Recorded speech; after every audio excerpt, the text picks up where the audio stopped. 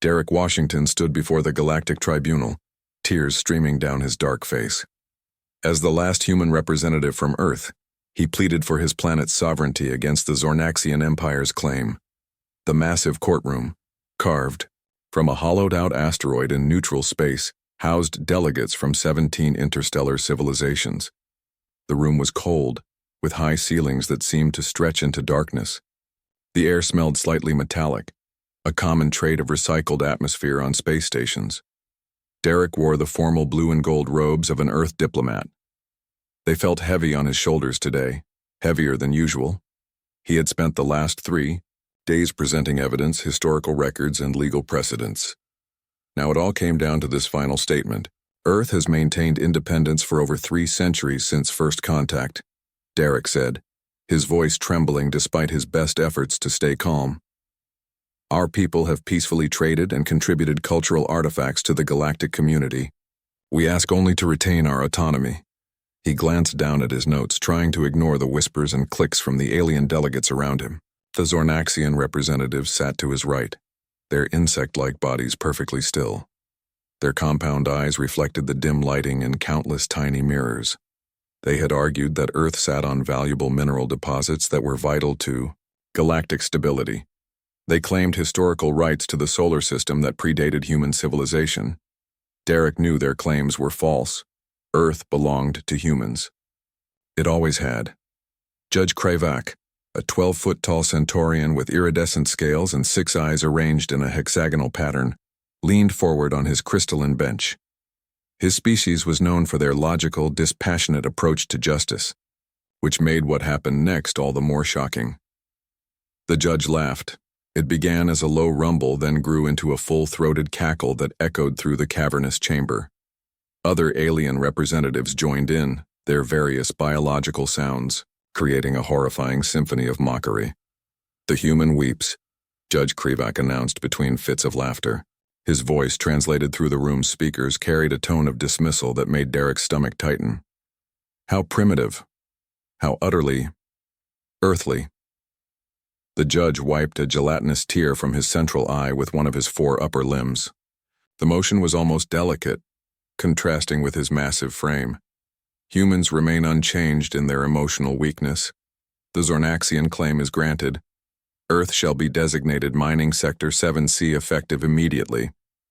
Derek stood frozen as the Zornaxian delegation clicked their mandibles in victory. Earth had just been legally handed over to the most ruthless mining conglomerate in the known universe. Billions would be displaced, ecosystems destroyed, cultures erased. Everything humanity had built over thousands of years would be gone, reduced to nothing but ore and profit margins on alien balance sheets. "You can't do this," Derek whispered, his diplomatic training failing him in the face of such blatant prejudice. He had been taught to remain calm, to appeal to reason and shared values. But what could he do when faced with a system that saw human emotion as weakness rather than strength? The Zornaxian leader, General Ziktar, rose from his seat. Standing 9 feet tall, his exoskeleton gleamed under the lights. "We thank the wise tribunal for this judgment. Extraction operations will begin promptly." Derek thought of his home in New Chicago, the lake views, the parks where children played, the museums that housed artifacts going back to the earliest human civilizations. All of it would be destroyed, processed into raw materials for alien technologies. "Court is adjourned," Judge Krivak announced with a final chuckle. His 6 eyes blinked in sequence, a sign of satisfaction among his kind. "Removal of human settlements may begin in 30 solar cycles." 30 cycles. Just over 40 Earth days before the evacuation orders would begin. Before the massive Zornaxian mining ships would darken Earth's skies. Before the drills would begin cutting into the planet's crust. Derek looked around desperately at the alien representatives. Many were already leaving, their business concluded. Others lingered, watching his distress with various forms of alien curiosity. None offered help or showed concern. To them, this was simply another territorial dispute settled according to galactic law.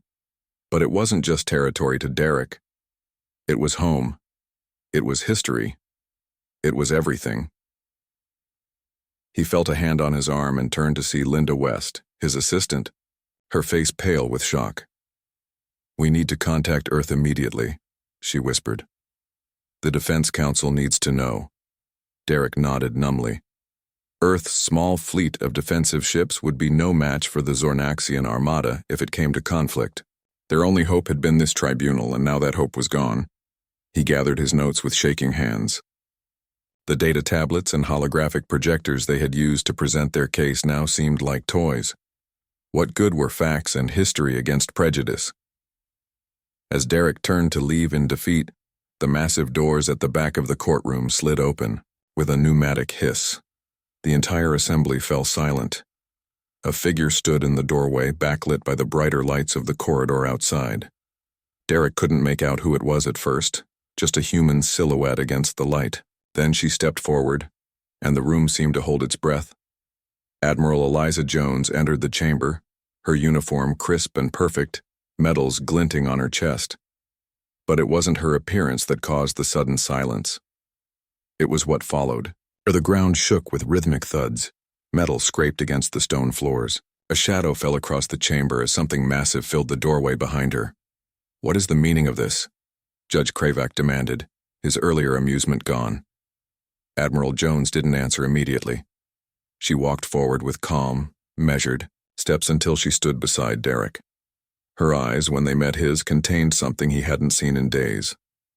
Hope. "The proceedings are closed, human," the judge continued, rising to his full height. "Your planet's fate is decided." Admiral Jones smiled then, a small, tight expression that didn't reach her eyes. "I don't think so," she said quietly.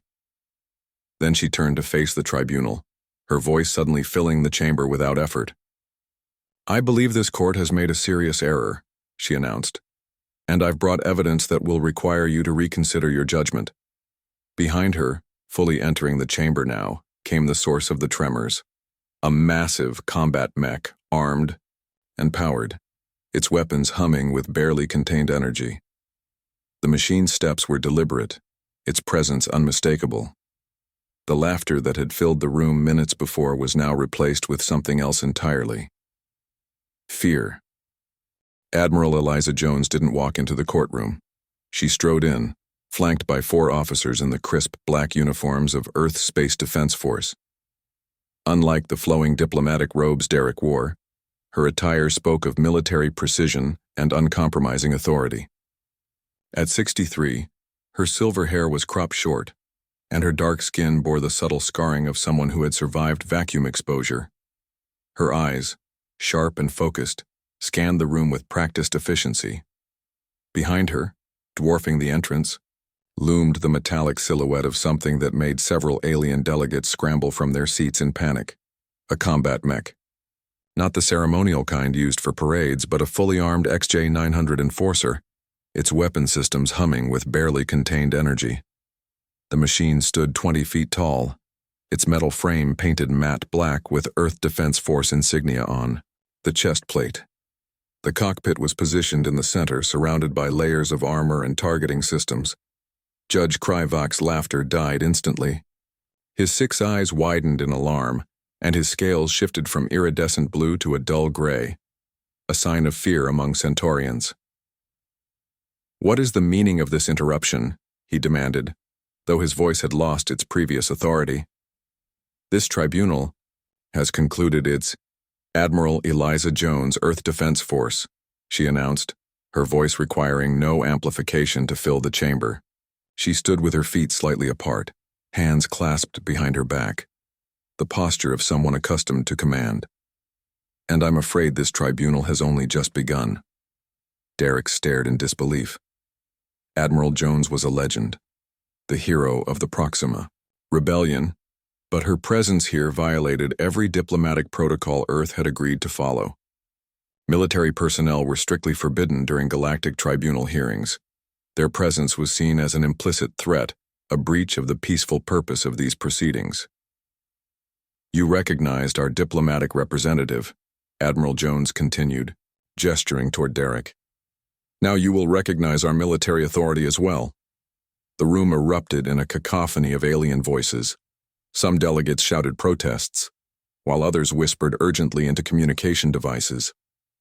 The Zornaxian representatives clicked their mandibles rapidly, a sign of agitation among their kind.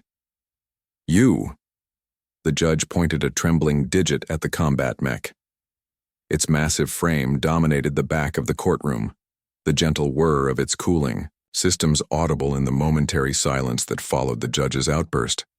"Remove that war machine immediately." The mech took one thunderous step forward, causing dust to fall from the ancient ceiling. The floor shook with the impact. Its pilot didn't speak, but the message was clear. The mech wasn't going anywhere. "I've come to present evidence that was conveniently omitted from these proceedings," Admiral Jones said, approaching Derek. Her steps were measured, unhurried. She placed a reassuring hand on his shoulder before turning to face the tribunal. "Evidence that the Zornaxian delegation has deliberately falsified territorial claims through manufactured historical documents." Derek felt a surge of hope. Could this really be happening? After days of watching his arguments dismissed, his evidence ignored, was someone finally going to make the tribunal listen? The Zornaxian representative, General Zakatar, rose to his full 9-foot height, his exoskeleton clicking angrily. The plates around his neck flared open, revealing the toxic spines usually kept hidden during diplomatic meetings. "These accusations are groundless," he hissed, mandibles clacking. "The human military has no standing here. This is a violation of the Treaty of Rigel." "Actually," Admiral Jones smiled thinly, "we do." She pulled out a small tablet and tapped it once. The central holographic display that Derek had used earlier to show Earth's historical records now flickered to life again. Text appeared, rotating slowly so all delegates could read it. Section 47B of the Galactic Charter. In cases where evidence of procedural corruption emerges, any affected party may call for an immediate evidentiary hearing with whatever security measures they deem necessary. She produced a small crystalline cube from her pocket that glowed with stored data. It pulsed with a soft blue light, marking it as a secure data storage device of the highest classification. "And what I have here isn't just evidence of corruption, it's proof of a conspiracy that goes straight to the top." Her eyes locked with Judge Kryvak 6, including this very bench. The judge rose from his seat, towering over everyone in the room except the combat mech. "How dare you accuse this tribunal of—" "I dare because Earth is not the first." Admiral Jones cut him off. She nodded to one of her officers, a young lieutenant who stepped forward and connected the data cube to the courtroom's holographic system. "Lieutenant Paul Ramirez," the young man introduced himself. "Earth Intelligence Division." He tapped several commands into the system and the holographic display changed. Suddenly the air above them filled with images of planets. 17 worlds of various sizes and compositions. Derek recognized some of them. Former independent worlds that had over the past several years been absorbed into various empires and confederations. "These planets all have something in common," Admiral Jones explained, stepping into the center of the holographic display. The light from the images played across her face, highlighting the determination in her expression. They all appeared before this tribunal. They all faced claims from mining conglomerates, and they all lost their sovereignty under suspicious circumstances. Murmurs spread through the alien delegates. Some leaned forward, clearly interested. Others looked uncomfortable, shifting in their seats or signaling to assistants. "This is irrelevant," Judge Kryvak declared, slamming his gavel down. The crystal bench cracked slightly under the force. "These cases have been decided according to galactic law." "Have they?" Admiral Jones asked quietly. She nodded to Lieutenant Ramirez again, who tapped another command. The holographic planets were joined by streams of data, financial records, meeting logs, travel itineraries. Lines of connection formed between them, creating a complex web that all led back to one point. "Judge Kryvak, what we've discovered," Admiral Jones continued, "is a pattern of corruption so blatant, so arrogant, that it could only exist in a system where no one expected to be challenged." Derek watched in amazement as Admiral Jones methodically laid out her evidence. bank transfers to offshore accounts, secret meetings between the judge and mining executives, falsified historical records created to support territorial claims. Earth isn't just fighting for itself today, Admiral Jones declared, her voice ringing through the chamber. We're fighting for every world that has been unjustly stripped of its sovereignty by this corrupt tribunal. She turned to face the combat, Mech, whose weapons system suddenly powered up with a high-pitched whine. The delegates fell silent, all eyes turned to the massive war machine. And we came prepared to make our point very clear. The holographic evidence projected from Admiral Jones's data cube rotated slowly in the center of the courtroom. It showed Zornaxian mining operations on 17 other worlds, all former independent planets whose sovereignty had been revoked by galactic tribunal decisions over the past decade. The images were stark and disturbing. Once thriving worlds reduced to barren landscapes, vast open pits stretching across what used to be oceans, atmosphere processors belching black smoke into skies that had once been clear. Pattern recognition. Algorithms don't lie, Admiral Jones explained as the evidence unfolded. She walked through the holographic images, occasionally reaching out to expand a particular detail. Every single one of these planets was rich in quantum phasing minerals QP7, just like Earth. Every single one had their case heard by Judge Kryvak, and every single one is now an ecological wasteland. The assembled delegates watched in stunned silence.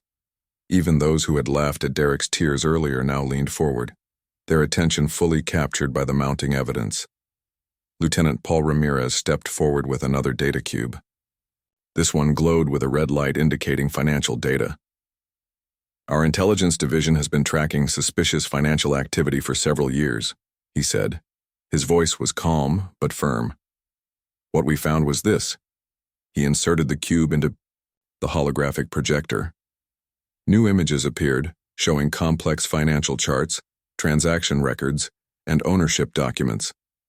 They were simplified for the presentation, with clear arrows showing the flow of money and resources.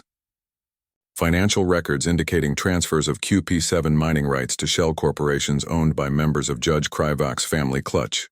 Quite the coincidence. The courtroom erupted in chaotic shouting. Several alien delegates demanded immediate verification of the evidence, while others called for the judge's removal. The Arcturian representative, a being made of living crystal, rose from her seat and pointed an accusatory finger at Judge Kryvak. If these charges are true, you have violated the most sacred trust of our galactic community. Her voice rang, like chimes in the uproar. Kryvak slammed his gavel, cracking the crystalline bench further. Pieces of it fell to the floor with a tinkling sound. This is outrageous. You cannot simply— We can and we have, interrupted Admiral Jones. She held up a document bearing the seal of the Galactic Security Council. Under galactic law, evidence of judicial corruption automatically triggers a full investigative review and immediate stay of all previous rulings. Derek watched in amazement as the tide turned. The same delegates who had laughed at him minutes ago now stared at Judge Kryvak with growing suspicion. Some were already sending messages, likely to their home governments. Others huddled in small groups, whispering urgently. The Zornaxian general hissed and suddenly reached for something beneath his ceremonial armor. The movement was quick and furtive, but not quick enough to escape notice. "He's armed!" shouted one of Admiral Jones's officers. The combat mech moved with shocking speed for something its size. Its massive arm extended across the chamber, pinning General Zikatar against the wall before he could fully draw his concealed weapon. The general squirmed in its grip, his exoskeleton creaking under the pressure. "I wouldn't," came the amplified voice of the mech pilot, Sergeant Olivia Martinez. Her voice echoed through the chamber's speakers. "That looks like a Class 3 disintegrator, banned in tribunal spaces by treaty, another violation to add to the list." Admiral Jones walked calmly to where the general was restrained and removed, the weapon from his grasp. She held it up for all to see. A weapon designed to leave no evidence of its victim, fitting for someone involved in a conspiracy that has destroyed 17 worlds. The other Zornaxian delegates began backing away from their general, clearly not wanting to be associated with his actions. One of them, a younger female with lighter-colored exoskeleton, stepped forward. The Zornaxian Empire does not condone the actions of General Zuktar if these allegations prove true, she said, her voice translated through the room's systems. We request an independent investigation. Derek couldn't believe what he was hearing. Just minutes ago, the Zornaxians had been celebrating their victory, ready to begin mining operations that would destroy Earth. Now they were distancing themselves from their leader, trying to save their reputation. Admiral Jones turned to the assembly. Representatives of the Galactic Alliance, we came prepared for resistance. What you're witnessing isn't just corruption, it's a systematic dismantling of independent worlds for profit, facilitated by this tribunal. She gestured to Derek. You laughed at this man's tears, called them primitive, but perhaps you've forgotten what humans do when diplomacy fails. Derek felt a surge of pride at her words. This was why Earth had survived 3 centuries of galactic politics. When pushed too far, humans pushed back. Hard. The Arcturian representative chimed in again. I move for an emergency session of the full Galactic Council. These charges are too serious to be dismissed. Other delegates quickly voiced their agreement. The mood in the room had shifted completely. Where there had been dismissal and mockery, now there was concern and a growing sense of outrage, not at Earth, but at the corruption that had been exposed. Judge Kryvak, seeing the turn of events, tried one last desperate gambit. These humans have brought weapons into a peaceful tribunal. They have violated the sanctity of these proceedings. They should be arrested immediately. No one moved to comply. The judge's authority had evaporated in the face of Admiral Jones's evidence. I think, said Admiral Jones, her voice quiet but carrying to every corner of the room, that it's time for a new judge. She turned to Derek and nodded, giving him a chance to speak. Derek straightened his shoulders and stepped forward. The tears on his face had dried, replaced by a look of determination. Earth requests an immediate stay of them ruling against our world, he said, his diplomatic training coming back to him, and we further request a full investigation into all rulings made by Judge Kryvak over the past 10 years. The Arcturian representative nodded. Granted, pending confirmation from the Galactic Council. Earth will remain under its own sovereignty until this matter is resolved. Admiral Jones smiled slightly. We have one more request. She nodded to Lieutenant Ramirez, who activated a final holographic display.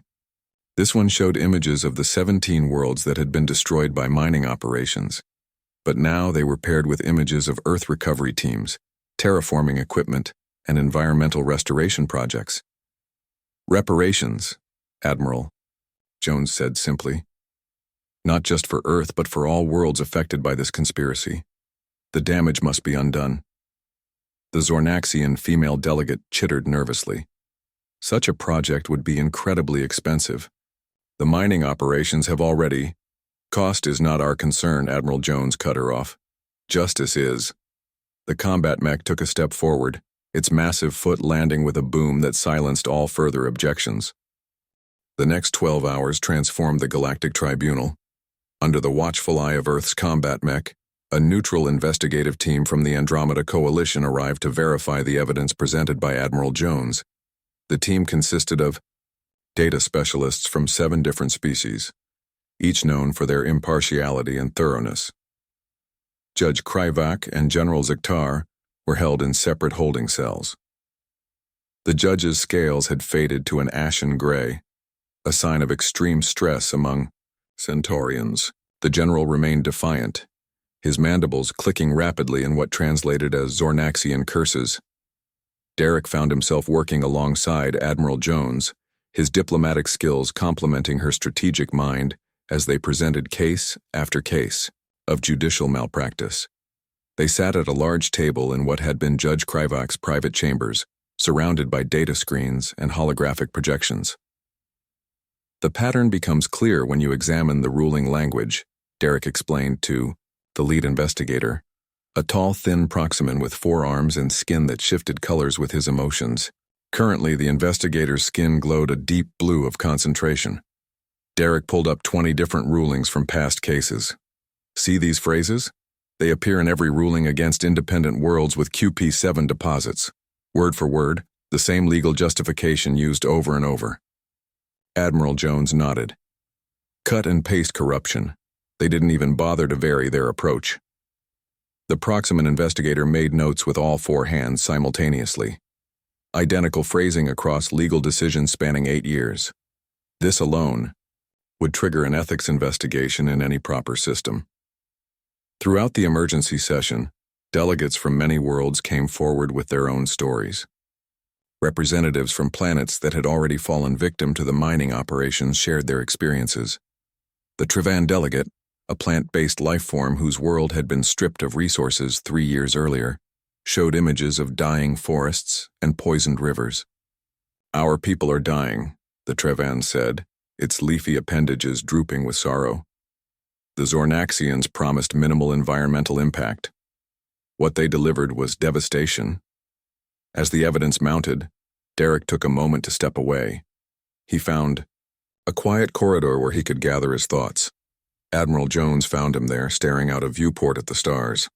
How did you know? Derek asked during this brief recess while the tribunal representatives argued among themselves in the main chamber. How did you know they would rule against us today? Admiral Jones's weathered face showed a hint of sadness. She leaned against the wall, looking suddenly tired after the long hours of testimony. Because we've been gathering evidence for years. The pattern was clear. We were next. But we needed them to show their hand first, to commit to the ruling publicly. So tears my plea. It was all for nothing? No, Derek. She gripped his shoulder firmly. Her eyes held his with unwavering conviction. Your tears showed everyone exactly what we're fighting for. The humanity they mock is our greatest strength. She explained that Earth's intelligence services had been tracking the corruption for years, building a case while preparing for the worst. The combat mech and military presence had been a calculated risk, a show of force that could have backfired politically. But they had known that playing by the tribunal's rules would lead only to defeat. We had to change the game, she said simply. When the tribunal reconvened, it was under emergency protocols. Judge Kryvak and the Zornaxian delegation had been detained pending criminal investigation. A 7-member panel of judges from neutral systems now presided. Their temporary bench arranged in a semicircle where the judge's platform had once stood. The lead judge, a luminescent Arcturian, addressed the assembly. Her crystalline body caught the light, sending rainbow reflections across the walls as she spoke. Based on verified evidence, we hereby nullify all territorial rulings made by Judge Kryvak over the past 15 cycles. Additionally, we grant Earth-protected status while a full review of all potentially compromised judgments is conducted. Derek could hardly believe what he was hearing. Not only had Earth been saved, but potentially dozens of other worlds might regain their sovereignty. Worlds that had already been mined might receive reparations. It was more than he had dared hope for when the day began. As murmurs of approval spread through the chamber, Admiral Jones stepped forward again. Her uniform, though wrinkled from the long session, still commanded respect as she addressed the emergency panel. The Earth Defense Force appreciates this ruling, but it doesn't go far enough. The new panel of judges shifted uncomfortably. The combat mech still stood silently at the back of the room, a reminder of Earth's willingness to fight if diplomacy failed again. What further remedy do you seek? Asked the Arcturian judge cautiously. Reparations, Admiral Jones stated firmly, for all affected worlds, and a permanent human seat on the Tribunal Oversight Committee to ensure this never happens again. The judges conferred among themselves, their voices low.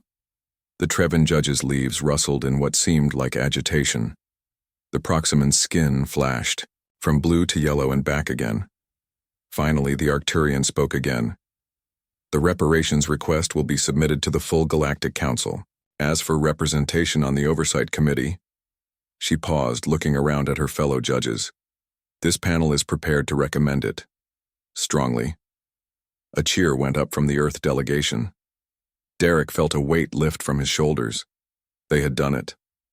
Against all odds, they had not only saved Earth but potentially transformed the Galactic Tribunal itself. As the session ended for the day, delegates from many worlds approached Derek and Admiral Jones. Some offered congratulations. Others asked about joining forces to press for further reforms. A few simply wanted to shake hands with the humans who had exposed the corruption. The Trevan delegate approached Derek last. Its leafy form trembled slightly as it spoke. My world may be too damaged to save completely, but for the first time in 3 years, my people have hope. Thank you. Derek nodded, unable to find words adequate for the moment. The Trevan extended, a tendril which Derek gently took in his hand. It was cool and slightly damp, like a fresh leaf after rain. Humans cry, the Trevan observed. My species releases spores when distressed. Different biology, same emotion. Judge Kryvak mocked. What he did not understand, that feeling deeply gives strength, not weakness. As the delegates dispersed, Admiral Jones turned to her officers. Maintain security through the night, this isn't over yet. Derek looked at her curiously. What do you mean? We've won. Admiral Jones's expression remained serious. We've won the first battle. But changing a system this corrupt won't happen in a day. There will be resistance. Powerful interests who benefited from Kryvak's rulings won't surrender easily. She looked around the now emptying courtroom, her eyes alert for any sign of trouble. The real work is just beginning. 1 year later, Derek Washington returned to the asteroid court, but this time he wasn't alone. As Earth's newly appointed ambassador to the Reformed Galactic Alliance, he led a delegation that included representatives from 12 previously exploited worlds, all in various stages of recovery from Zornaxian mining operations. The asteroid that housed the tribunal had changed. The entrance now featured a monument, a simple sphere with the words, "Justice sees all species as equal," written in 37 languages. Derek wore a new uniform, dark blue with silver trim, the official colors of United Earth. He no longer looked like the defeated diplomat who had cried before a mocking judge. His steps were confident as he led his team through the corridors where he had once faced humiliation. The courtroom had been redesigned. Instead of the towering bench that had elevated Judge Kryvak above everyone else, a circular arrangement of seats placed all representatives on equal footing. The lighting was brighter, and the walls displayed living images from 100 worlds, a reminder of what the tribunal existed to protect. Admiral Jones, now serving as Earth's Security Council representative, sat beside Derek as the session opened. Her uniform had changed too, adding the gold stripe of a fleet admiral, the highest rank in Earth's military. The promotion had come after the full extent of the conspiracy was revealed. 17 worlds victimized, trillions in illegal mining, profits, and over 200 officials implicated in the scheme. 1 year ago, I stood in this room and cried for my planet. Derek addressed the assembly. His voice was strong now, showing no trace of the tremor that had once been there. Those tears were mocked as weakness by those who failed to understand a fundamental truth about humanity. He paused, looking around at the attentive faces of dozens of species. Some were familiar from the previous year's drama. Others were new, representatives of worlds that had gained or regained their voice in galactic affairs thanks to the reforms that followed. We cry, we laugh, we feel deeply, and when threatened, we fight with everything we have. The mistake wasn't seeing our emotions as different, it was seeing them as less. A murmur of agreement passed through the assembly. The Trevan delegates' leaves rustled in what Derek had come to recognize as applause. The reparations program had already transformed the political landscape of the galaxy. Former mining worlds were being restored with advanced terraforming technology, developed on Earth. The process was slow and expensive, but already showing results. On Trevan Prime, new forests were growing where toxic mining pits had once spread. On Proxima 4, the oceans were clear again, fish-like creatures returning to waters that had been dead for years. The Zornaxian Empire had been sanctioned into economic collapse after the full extent of their conspiracy was revealed.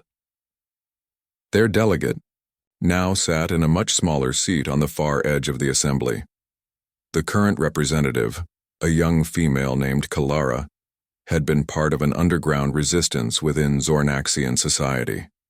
She caught Derek's eye and nodded respectfully.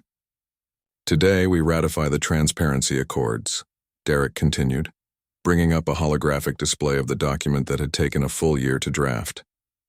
Ensuring that no judicial body in our shared galaxy can operate without oversight, and no species can be deemed too emotional or too alien to deserve equal protection under our laws. The document rotated slowly above the center of the chamber. 300 pages of legal language representing thousands of hours of negotiation. Derek remembered the late nights, the heated debates, the moments when it seemed the effort might collapse under the weight of competing interests. But they had persevered. The human capacity for emotion that was once mocked, Derek said, proved to be our greatest strength in drafting these accords. Because we understand what it means to suffer, we fought harder to ensure no world would suffer again as those 17 did. As the voting commenced, Admiral Jones leaned over to Derek. "You know what the best part of all this is?" she whispered. "What's that?" She smiled, the lines around her eyes deepening. "That judge's face when I walked in. Turns out 6 eyes can all widen in shock at the same time." Derek allowed himself a small laugh. It felt good to find humor here, in this place where he had once known only despair. Never underestimate humans, right? Especially, Admiral Jones added, a crying human with nothing left to lose. The voting system displayed results in real time on screens around the chamber. Green lights flickered on one after another as delegates registered their approval. The Arcturian judge who had led the emergency panel a year ago now served as Chief Justice of the Reformed Tribunal. Her crystalline form glowed with a warm light as she watched the votes accumulate. Even the Zornaxian representative voted in favor.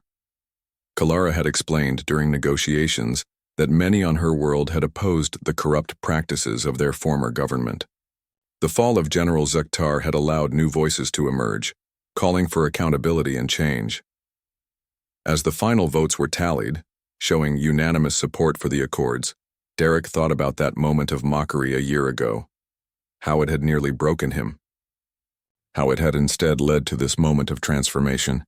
The Arcturian Chief Justice rose to speak. "The Transparency Accords are ratified by unanimous consent," she announced, her voice ringing through the chamber. "From this day forward, all proceedings of this tribunal will be open to public viewing. All rulings will be subject to independent review, and all species, regardless of biology or culture, will have equal standing before galactic law." Cheers erupted from the assembly. The Trevan delegates' leaves shook vigorously. The Proximan representative's skin flashed in patterns of celebration. Even the normally reserved Arcturians joined in, their crystalline bodies chiming like bells. Derek felt a hand on his shoulder and turned to see Linda West, his former assistant and now Earth's deputy ambassador.